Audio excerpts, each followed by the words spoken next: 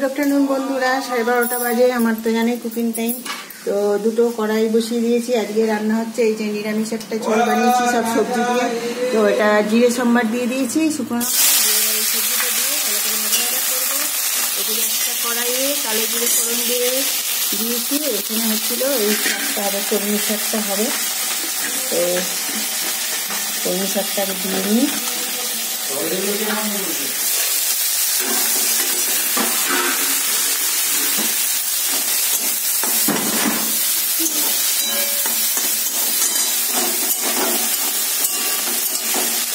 আর হবে হচ্ছিল ইলিশ মাছ সেখানে হলুদ মাখানো হয়নি, মাখাবো।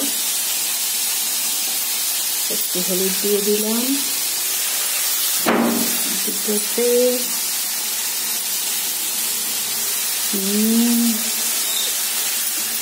অল্প করে মাছে নুন দিয়ে দিলাম।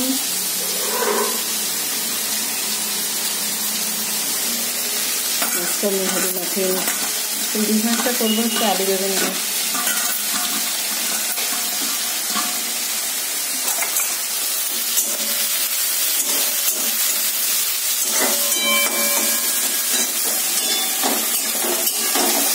তো চলছে আমার কুকিং টাইম। তো আজকে লাঞ্চের মেনুটা ঠিক করে নিলাম, এই করবো। ওকে, তোমরা আমার সাথে থেকো, টাটা।